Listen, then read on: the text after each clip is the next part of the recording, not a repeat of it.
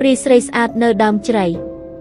រាត្រីខែភ្លឺវេលាម៉ោងប្រហែល11យប់សុកកំពុងជិះម៉ូតូត្រឡប់មកពីមើលការងារនៅខេត្តវិញដោយធ្វើដំណើរតែម្នាក់ឯងផ្លូវលំដែលគេកំពុងជិះពោពេញទៅដោយដើមឈើធំនិងវាលស្រែដាច់កន្ទុយភ្នែករំពេចនោះខ្យល់ត្រជាក់បានបក់មកប៉ះកាយធ្វើឲ្យគេព្រឺសម្បុរខ្ញាក់ប៉ុន្តែដោយសារចង់ទៅឲ្យដល់ផ្ទះបានឆាប់សុកក៏បង្កើនល្បឿនម៉ូតូទៅឲ្យបានលឿនសុកមិនហ៊ានងាកក្រោយទេស្រាតែមកដល់ក្បែរដើមជ្រៃធំមួយនៅមាត់អូសុកស្រាប់តែឃើញស្រីក្រមុំម្នាក់ស្លៀកពាក់ឈុតរាងខ្ពស់ស្រឡះសក់វែងអន្លាយដល់ត្រគាកកំពុងអង្គុយយំម្នាក់ឯងនៅមាត់ផ្លូវដោយក្តីអាណិតសុកក៏អែបមក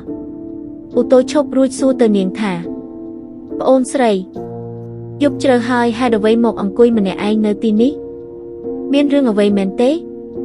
ស្រីស្អាតម្នាក់នោះងើបមុខឡើងបន្តិចសម្រស់របស់នាងស្អាតប្លែកខុសពីមនុស្សធម្មតាភ្នែកធំនិងស្បែកស្លេកដូចព្រើនាងឆ្លើយដោយសំឡេងស្រទន់ប៉ុន្តែសុកមានអារម្មណ៍ថាបរិយាកាសជុំវិញទីនោះត្រជាក់ដល់ឆ្អឹងខ្នង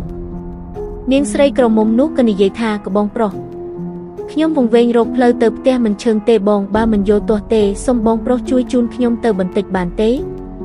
ដោយមិនបានគិតវែងឆ្ងាយសុកក៏យល់ព្រមឲ្យនាងឡើងជិះខាងក្រោយពេលនាងឡើងជិះសុកមានអារម្មណ៍ថាម៉ូតូស្រាលដូចគ្មានមនុស្សជិះពីក្រោយសោះហើយក្លិនផ្កាម្លិះដែលធ្លាប់តែក្រអូបបែរជាប្រែជាក្លិនឆ្អាបដូចសាកសពបន្តិចម្ដង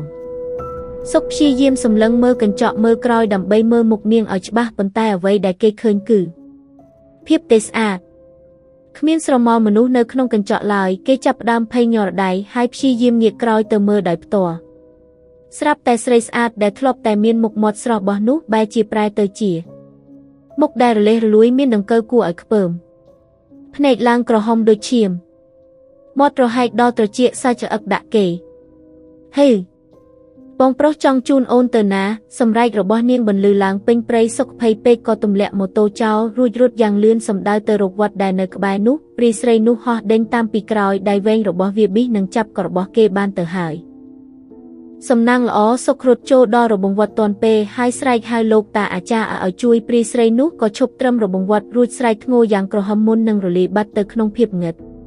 ព្រឹកឡើងអ្នកភូមិប្រាប់សុកថានៅដើមជ្រៃនោះកាលពីច្រើនឆ្នាំមុនមាននារីម្នាក់ត្រូវបានគេសម្លាប់ប្លន់រួចយកសាកសពទៅចោលក្នុងអូរចាប់តាំងពីពេលនោះមកវិញ្ញាណនាងតែងតែឡងបន្លាចអ្នកធ្វើដំណើរយកប្រលប់ក្នុងរូបរាងជាស្រីស្អាតដើម្បីលបួងយកទៅនៅជាមួយ